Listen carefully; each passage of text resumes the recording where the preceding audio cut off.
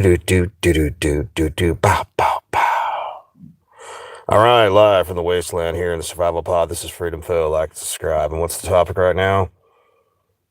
I see all these migrants getting pushed into countries all over the West, and sometimes I think, what's the objective in this?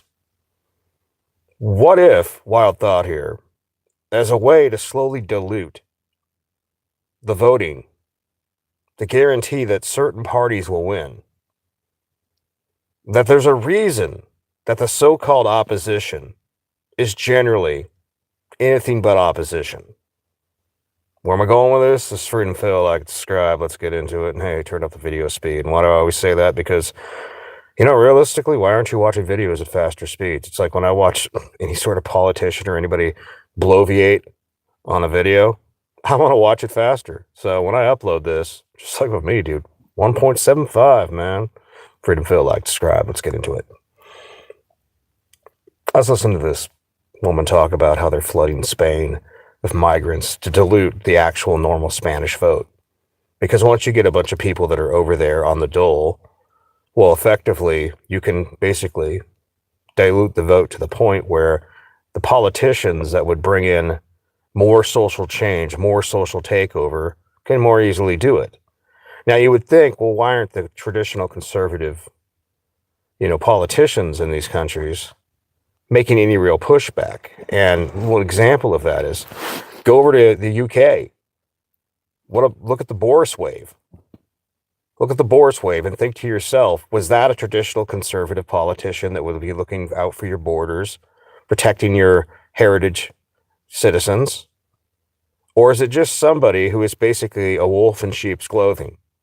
To the point where particularly in the UK and England, you see a situation where, Restore, I think it's called Restore Britain, Restore England, party, something like that. Basically, they're like, no, we don't want to slow down immigration. We want to start removing people. We want to remove most of the people that are causing these problems.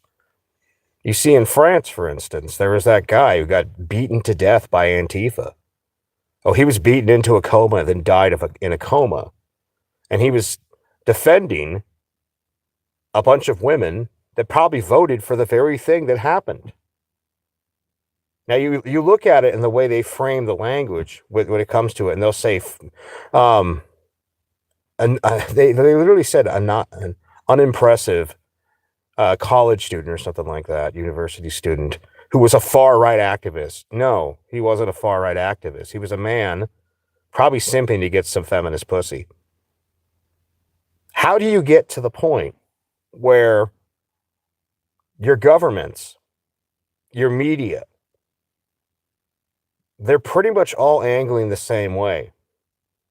And it's kind of the old joke, to be honest, when they talk about, well, Democrats are crazy. They're crazy. Yeah, but are conservatives much better? Conservatives are just taking the slow path. They really are. Democrats are, all gas, no brakes. As where conservatives are Democrats just doing the speed limit. To the point where when you start pushing back, you're called far right for wanting to have things somewhat to the way you were. Like, you want your kids to grow up in a similar world to what you grew up in. Sure, we have modern technology. We're not going back to the Stone Age. We're not. People say, you want to live in the 50s? Let me ask you, how bad really were the 50s? Sure, there were some racial issues and some other issues, some gender issues. But we've got past that part, all right? Wasn't it nice back when a man could go to work and afford to pay for a house and a large family, had a good car, maybe even two cars, off of one salary? Oh, and there was a stable home. And the word family wasn't some, oh God, what are you, some sort of phobe? Families or white supremacy, that type of fucking nonsense. That somebody would suggest we want to go back to that is now considered far right. We want to go back to normal. And then you start looking at a lot of your so-called politicians that are diluting the vote. Like, look at California. It's painfully obvious. The people who fight the hardest against voter ID, it's because they want to cheat the system. And you got to understand, if they cheat only about 5% of the vote, 5% is really 10%, because if you take away 5% from your enemy, it's basically like you took 5 from him, gaining 5 for you, which is like 10%. It makes a huge fucking difference. That's why they want the illegals. And you say, what's the inevitable goal? Because I think George Carlin was right. I think he was a little, like the whole anti-capitalist thing, but no, go beyond the capitalist thing. If you said communism, socialism, people are like, that's crazy. They always try to dismiss when you point these things out, but you look, where are we leading more towards in all the Western countries? Like, there's some pushback in America right now because of Trump, but you could bet if it goes back to the regular two-party system, they'll be pushing us right towards that socialist cliff. And George Carlin says, there's all the major powers, all the major resources, all the major things are all owned by a handful of people. And, they pretty much give you the illusion of control. They give you the illusion that there's two parties, when really, if you vote for this guy or this guy, you're basically voting for the same people. He said something to this effect. And he's like, it's a big club and you're not in it. And when he pointed out that you have owners, I think that was like, hey, he was telling you the truth that everybody knows, but sometimes you got to have it smacked in your face occasionally. That you have owners. And if you really get down to it, look at the way the UK, the way Europe, and the way a lot of blue states want to treat their people. They want neo-socialism / communism. Oh, communism. Oh, we don't want communism. But how many of these people who want to censor your speech, or in European or the UK, they literally will put you in jail for saying the wrong thing, for disagreeing, for saying, I don't like all these migrants showing up here, living on the dole, and even worse, predicating on our women and children and even some of our young boys. For saying that you don't like what they're doing and actually pointing out, instead of saying South Asian, if they'll even say, they'll usually just say man. They'll try to dilute the stats, just like what they do in California with crime. They'll try to make a bunch of things not crime, so it gets unreported, so it looks like, oh, our numbers are fine. No, they're not fine, and everybody fucking knows it. If there's a reason that there's capital flight out of every major blue city, whether it's America or Europe, people don't want to live around that shit. And look at what they're trying to do in Europe, for instance, in the UK.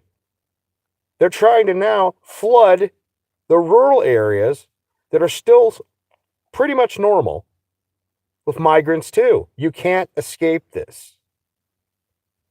To the point where you got to say, well, they just keep on pushing the heat up, they're turning what should be a normal life into a pressure cooker. And there ain't no steam coming out. This thing's going to blow. They try to make you look like you're far right for wanting normacy. Like, you start to ask yourself, why would they do this? Because there is no left and right on the traditional parties. As I said before, there's we got a bird on top of the van. But you got a right party and you got a left party. And the left party is all gas, no brakes, full retard for communism, but really they'll just say, we're socialist. We're socialist. We want to help the little people. The same people that say they want to help you can't afford all the benefits they've basically tried to convince you of. To the point where when you get old and you're unfunctional, non-tax paying, you start getting sick. And there's a lot of these countries, looking at you, Canada, that have death panels. What was it, 2023? The fourth leading cause of death in Canada was the government literally telling people, well, maybe it'd be easier if we put you down. Put you down. Death with dignity. Then we don't have to pay for your, health care. You're a product. You are livestock. And as long as you're a good beast of burden, they keep you around. But if you become a little perturbed about your mistreatment or the way they're polluting your country with a bunch of people being brought in, They're the first to come they're there kicking down your door. They make excuses for the illegal migrants, or even the legal ones, that are SAing your children, your women, and potentially some of your boys, because some of them are that type of pervert too. They make excuses for that. And where does the so-called right, for instance, in the UK, your Nigel Farage's, oh, we're going to send some of them back. We're going to send some. No, you're not. No, you're not. It's just like what happened. You know, people say, how did Trump happen? Because Trump is not the mustache man. Let's be real about that. Trump is a pressure relief. You see what's going on in some of these European countries, and it won't surprise me when you guys get a mustache man. This Restore Europe, or Restore Britain, whatever it's his party, this seems like your relief valve. People, rational people now that are being told they're far right because they just want the sensible world they lived in as children. The grandparents are like, no, they looked at how the world was going downhill in their grandchildren's time, and they're like, yeah, it was better. It was better back then. And they have the audacity to say, I don't want to go towards where you're leading us. And the inevitable end, and this is just kind of my opinion, if you stop looking at these two parties as a two-party system or a three-party, whatever number you have in your country, whatever parliament or joke systems they have all over the world, and you just start looking at these people as a uniparty. Like some of them party at the same clubs, have drinks with these people occasionally. These are not ideological enemies. These are just two little actors giving the illusion of choice. That is why Trump pissed off so many people. Because what he's doing is reversing a lot of damage really quick. I mean, I know a lot of people don't want to give him credit for it, but they said, oh, it'll take four years or so for the Dow to hit the numbers it has. It's already there and hasn't even been a year.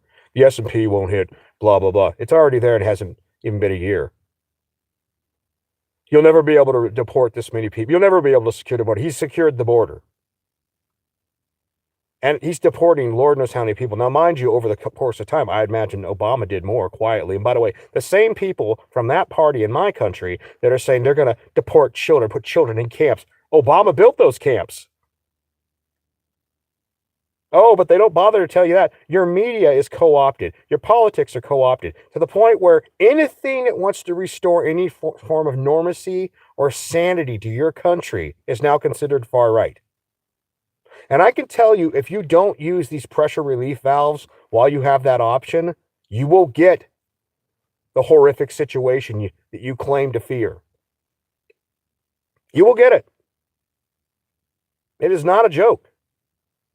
Because sooner or later, the people that are slowly being led towards, honestly, a neo form of communism, neo-socialism, I think that's really what it is. Because the party on the right in a lot of these countries make big claims, and then when it comes time to act, they're like, no, we can't deport these people. We can't do this. We can't do that. But we're going to deport some of them. But, you got friggin' people, criminals and people essaying children in your country, and you can't even be bothered to deport them. And look at that. We have this problem in America. In America, we have the same issue. And then you have a bunch of wine mom Karens and gutter punks out there pretending they're, bashing the fash. They're basically just useful idiots, either ideologically captured by a bunch of socialists, or they're basically paid protesters. I'm going to be honest. I take it further. I don't care. Like, first and foremost, if you essayed somebody, I don't know if I want to send you back if I just don't want to send you to a fucking guillotine. Why should, you did all this heinous shit. No, there ain't going to be no life in prison. There's no life for you after that. What, you send them back and they cross the border again? Fuck that shit. Or, hey, if we catch you, we give you one time out. One time, you get one. But if we catch you again, shunk! And then we take a little rotation device to show the head rotating so all the other motherfuckers start learning you better quietly self-deport, because if we catch you We got to whoop your ass before we kick you out first. That too. See, I don't think this is far right. I think it's sending a message because people are only as good as you allow them to be. You know, the only reason that a lot of those people in those protests aren't fucking killing you in the streets? Because they are afraid of the consequences. They got a whole ass life. Maybe they're living on government checks. Maybe there's some middle class or rich suburban wine mom. They don't want to lose what they got, but you can bet, just like any sort of mob or revolution, if they thought they could get away with it, they'd be doing it right now. And that's part of the reason when it comes to a lot of the shit you see going on in society. I can't just not, the way I look at it is the two traditional parties in America, and just like a lot of the fake ass parties in Europe, they are just managing the decline away from you having rights, you having freedoms, and them eventually installing some sort of neo-socialist, communist nonsense to restore what is effectively a monarchy. You know, we still have our symbolic monarchies, but effectively a handful of people having really all the power and not having to obey by the rules. And once they have more than enough power, you look at what happens in North Korea. China does it more quietly, but you look at what happens in those countries. You look what happens in a lot of those countries when you have the party. Those in power have all the power. They do some horrific things. And that's why they want to slowly dilute your vote. They want to steal your vote, dilute your vote. They want to do anything they can to eventually slowly take away one piece at a time your rights. And you ask yourself, why do they do it? A lot of it's ideological. A lot of it's just a power trip. And I just think it's crazy. I think it's fucking crazy that you see it going on. And the idea that people might want what they had just a few decades ago, some normacy, and a country that loves itself,